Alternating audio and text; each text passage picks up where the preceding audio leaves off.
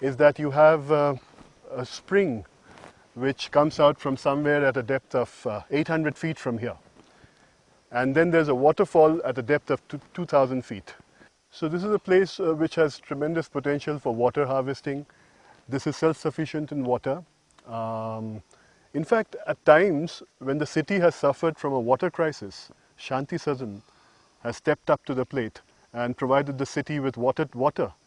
The tankers have come and actually fed the city. We were on the subject of Mrs. Sarup being an outdoor person, and I'd like to ask you, ma'am, apart from horse riding, which you just mentioned, before that, I wanted to ask you, how large is your estate? 45 acres. 45 acres. And it has some leopards roaming around also. It has some leopards roaming around as we talk? Yes, okay. yeah, of course. I've seen huge langurs. I have seen monkeys.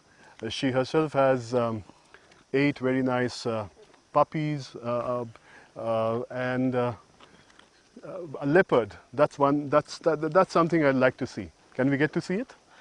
Yeah, you can take a chance. Okay. You can go down into the forest and you can take a chance. Okay. Yeah, sure. I'm sure you will find them. Really? Okay. Tell us a little bit about being an outdoor person. I mean, this is fascinating. At the age of 3, you were up on a horse. Yes.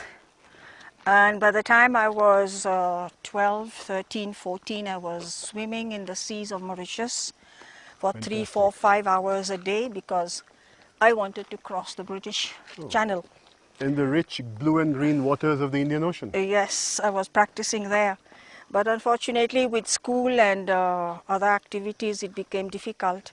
So I could never do that. But cycling has been a great passion in my life. Okay. And well, I've won a trophy in badminton. All right. And I've played volleyball. I even played football with my brothers. Fascinating.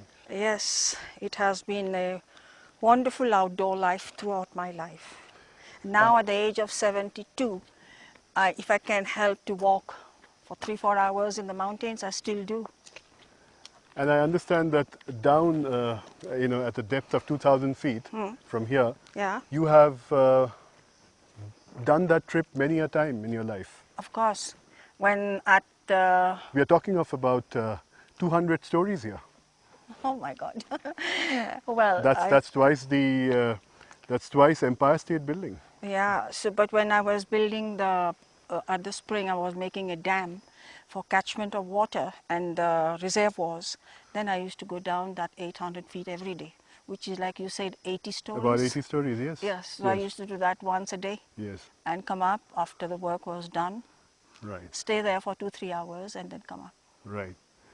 Very soon our camera person Prashant is going to try that with Tulsi. Yes. Yes. I wanted to bring you back to when you said you were educated also in ships. Yes. So that means that when you were traveling, there were tutors around? Yes. Not Okay. only tutors, my family used to bring their horses, their cows, their cars, their drivers, everybody. On board the ships? On board the ships. We used to charter the ships. And which all parts of the world did you go to that time? Only India, Mauritius. India, Mauritius. Yeah. Okay. And Nowhere the journey else. would last far long? As far as I remember, Mauritius to Bombay lasted 8 days. Mauritius to Bombay was 8 days. Yes.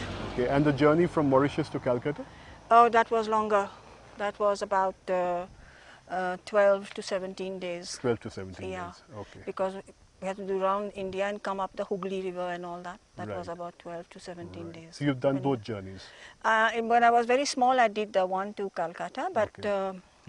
Later on it was only to Bombay, Bombay. where we used to catch a train from there and come to Calcutta, where our base was. Okay. Now it's so fascinating to learn about your background, but I'm sure that what will be fascinating to thousands and thousands of people who watch this will be your work on indentured workers who went from India to different outposts of the British colonies and French colonies.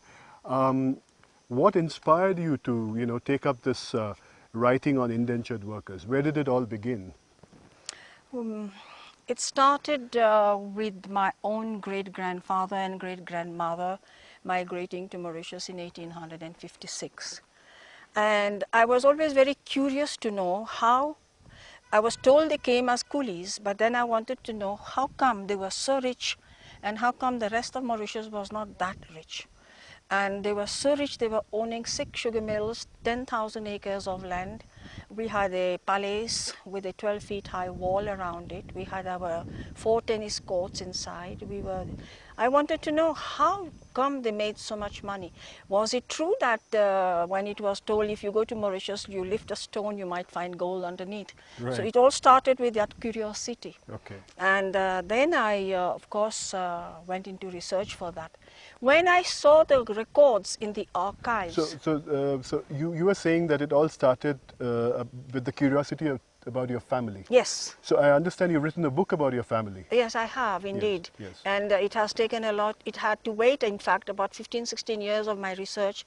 It had to wait because by the time I was doing the research on colonial immigration to find the length of journey from India to Mauritius, how they were recruited, how they came from their village to Calcutta. Right. And by the time I became very sentimental, then I thought that, like me, all the Indians around the world would be as sentimental to know how these people traveled, braved the seas, and how they were recruited, and what was the food they ate, and all these things. All you the know, it details, was so yes. fascinating. All And right. when I got to get all these details, I said, let me share this with the world. Right. So far I have published 11 volumes of work, and I am hoping to publish another 7, 8. So that should be between 18 and 20 volumes in all to capture the entire colonial emigration saga. Actually, the colonial emigration records is a trilogy. One side is the Colonial Emigration Acts, which I have compiled under one book called Indentured Labour. The second part is the annual returns from the port of Calcutta to British and foreign colonies, which I have compiled in 6 volumes. Then I am now compiling the proceedings, which I have already completed 4 volumes. So far I have done 11 volumes, and they average 400 pages each. So it is about 5,000 pages of work that I have already published on the colonial emigration. And I think that in another 2 years' time, I ought to be able to complete the rest. Okay. Which also brings us to the question of where did this research take place? In which parts of India, and if outside India at all? No, I made a mistake to start with Mauritius, where there was nothing absolutely.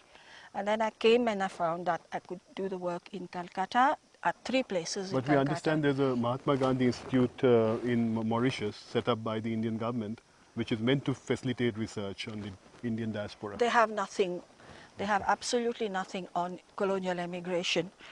And well, I researched at the National Library at Calcutta, which is under the Indian central government. Correct. Then the West Bengal State Archives in Bhavani Datta Lane and the Writers Building. Right. Then in Delhi, I went to Janpat, to the main one. Right. Then in Bombay, I did it at the Maharashtra State Archives.